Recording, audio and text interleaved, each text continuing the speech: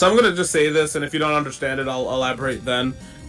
You know how Spider-Man has the comic book, The Amazing Spider-Man, and then there's like the Web of Spider-Man. Like, you know what I'm talking about? No.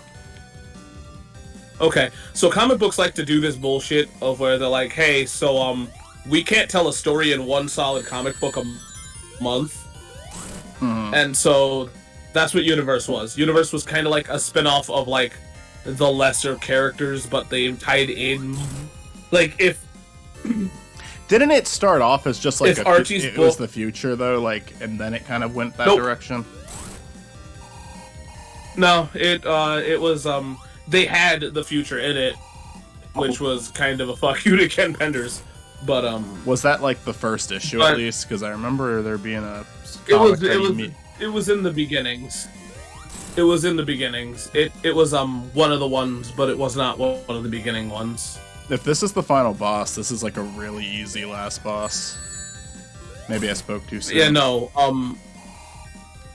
no, but no, Universe did have a thing, only like maybe 1 or 2 issues that informed with it, but no, it was more focused on fuck you. Telling side stories, or continuing or completing a story in the Archie book. He just slid again. I don't. Yeah, I guess. So that's what Universe is. I guess that's what I mean. I guess that's like my point, though, is like it's just a part of the series that I haven't even like scratched the surface of. Never read the Boom comics. Never read the X comics. Although I did know about the one where Eggman went to prison because I thought it was funny. The thing that sucks is that like, I mean, it doesn't matter because you're probably gonna like find a way. It sucks because if you want them physically. Archie didn't ever let trades exist, so I really like this boss. I really like this boss theme. The music in this game isn't that bad, and that's why like a lot of it's actually really solid. And that I feel like that's why Adventure 1 reused so much of it. Is they're like, we wasted that music. We gotta put it to like a game that people are actually gonna play. So my favorite thing about this song is the drums. Yeah, that I'm actually here. I didn't even like acknowledge that until you mentioned it, but yeah, they're nice. Well, I like how it's funny that like Sonic has like 3 influences in music, and one that surprises me constantly is how much Sonic references metal. Like I'm talking about like hardcore metal, not like because that was interesting.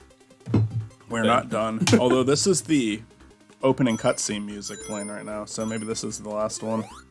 Oh, this is Twinkle Park. Yeah, you're right. Although here it's called Panic Zone or something. This game gives me a panic zone. Yeah. Did I not get the bird? What? Is he in there now? Oh, what the fuck? This is different. Okay, this I imagine is going to be the final level in the game. You know, I love how it's called Panic Zone. Yeah, it might be called something different, in fact. I should be saving right now. Yeah, with like right now, I'm definitely open to like check more stuff out for this channel, though. Like, one of the big ones is, you know, me, Chris, and Stuart are watching Sonic X right now. Howdy. Who joined?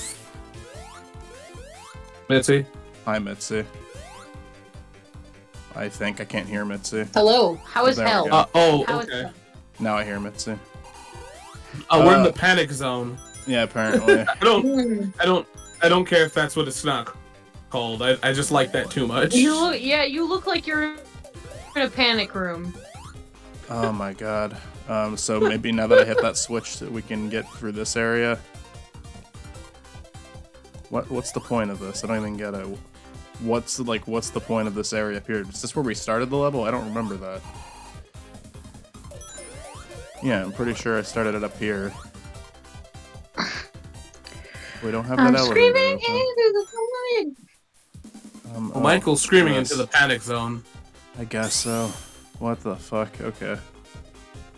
I love how done you sound. You're like, I guess. I don't know anything This to get is the there, opposite energy of the Colors finale. Same but opposite energy.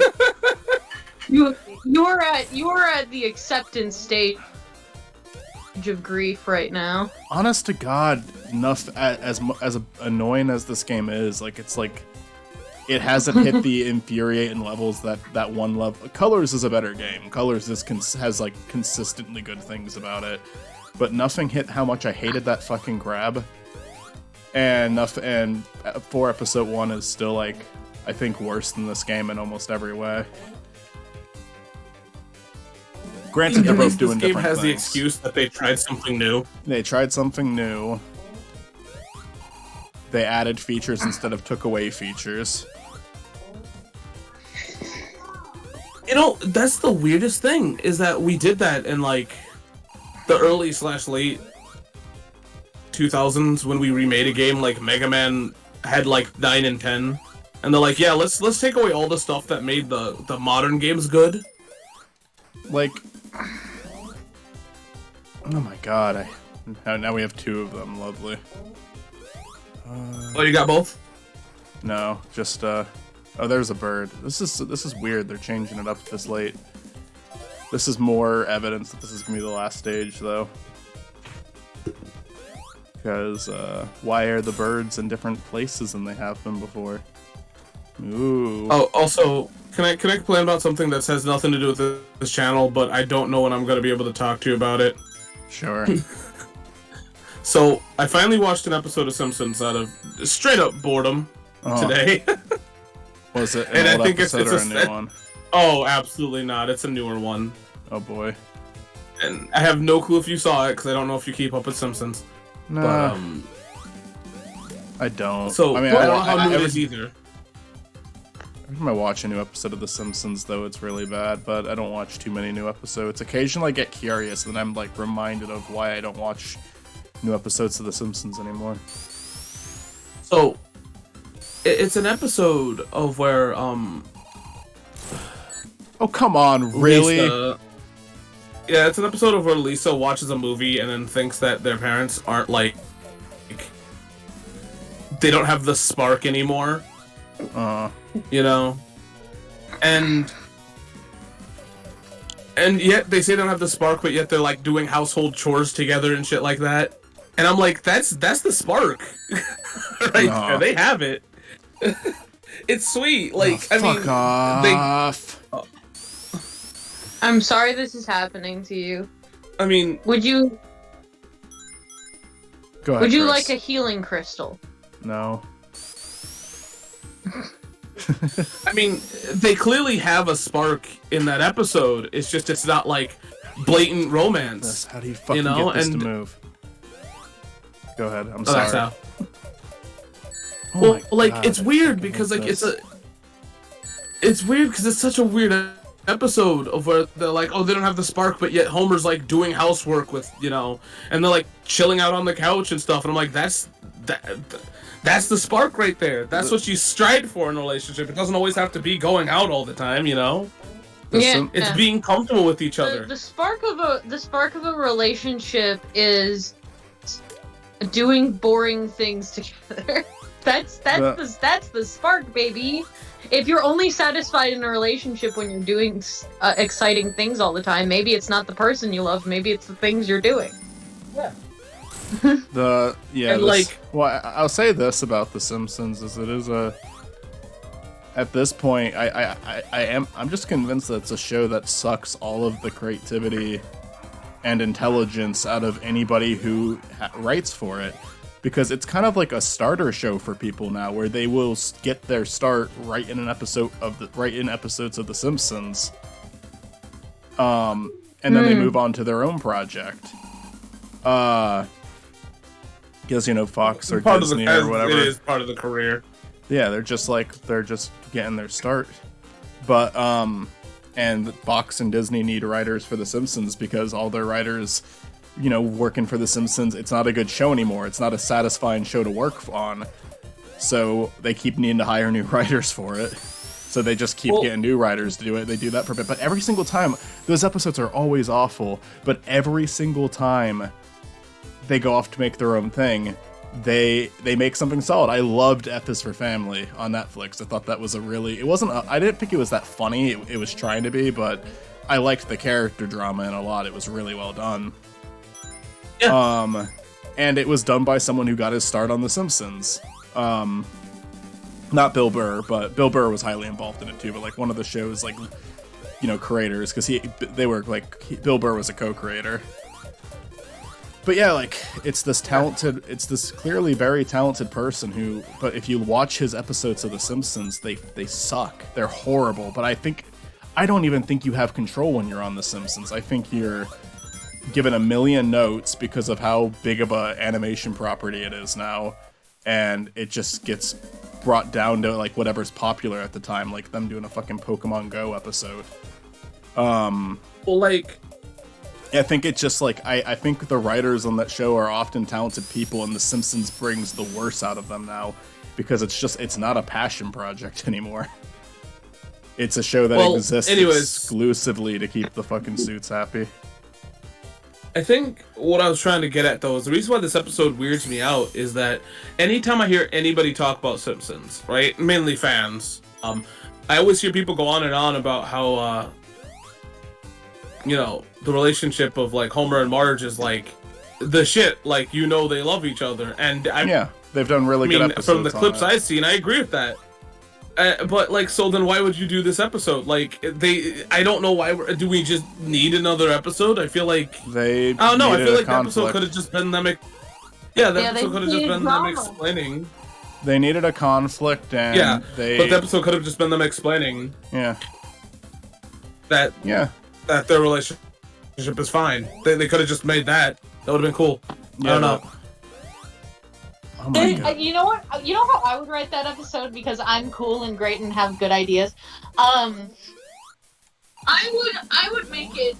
If you wanted to do an episode where it's like, their relationship is having problems, or like they've lost the spark, or whatever the fuck you're talking about. I think it would be like there would be this like worry that there's like this perceived loss. Like, we're not, like, as young as we used to be. We're not doing all the things that, couples should be doing. We're not, doing, like, super extravagant stuff. We're not doing super romantic shit. Like, is the fact that, like, we're boring, like, ruining our relationship. And then later you have the episode come and be like, no. They did that. Yeah. So, The Simpsons has done everything, is the thing. Yeah.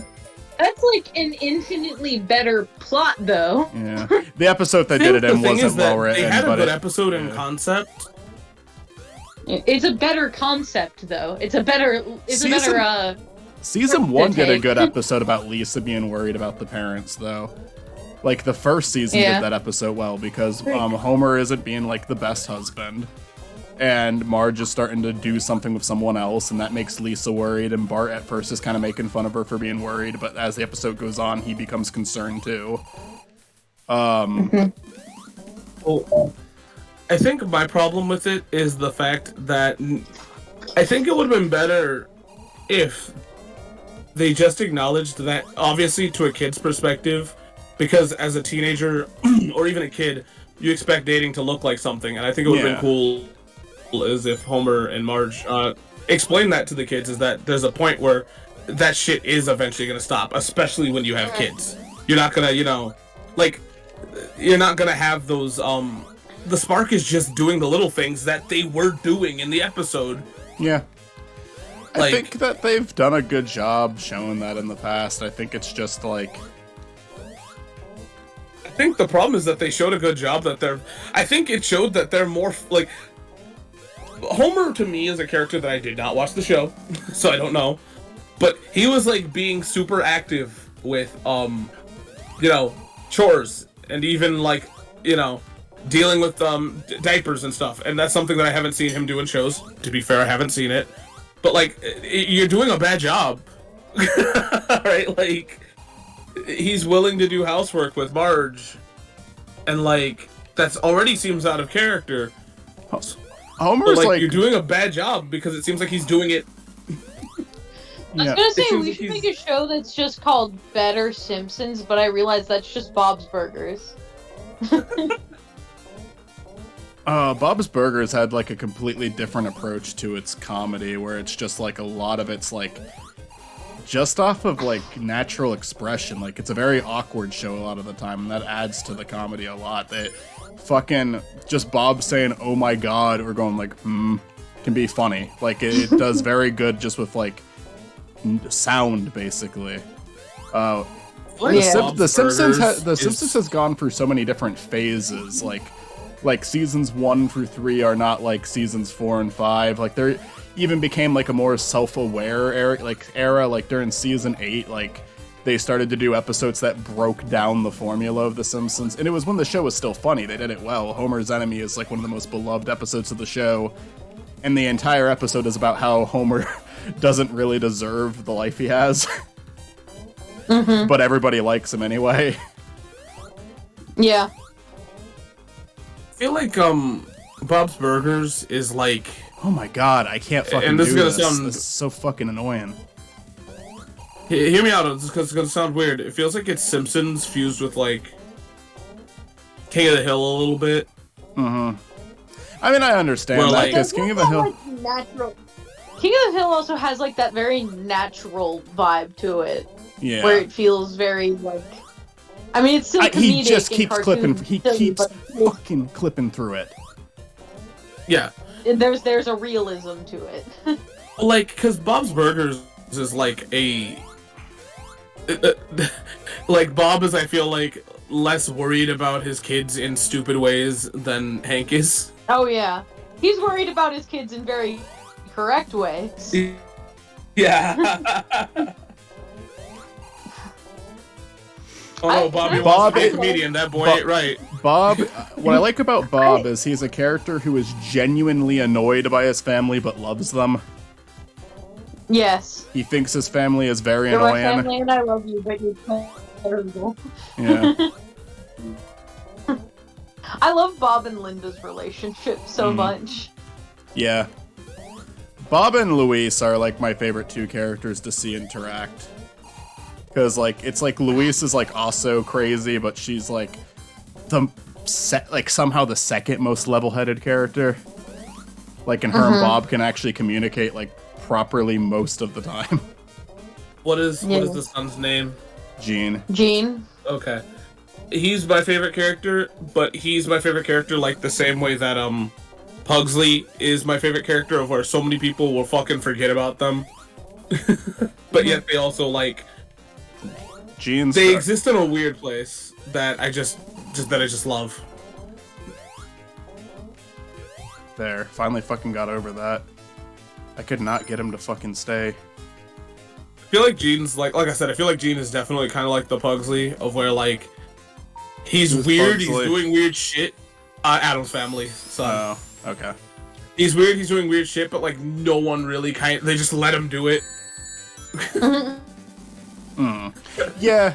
Yeah. I mean, yeah, Gene is. Another thing I like about Gene is he's just like he's actually fucking weird. It's not just like weird dependent on the scene, what they want for the scene. He is a strange child. He constantly makes jokes about wanting to go back into his mother's womb. Like, well, I think the thing that's fun about him being kid. I think that's funny about him being weird is he's not weird according to the parents.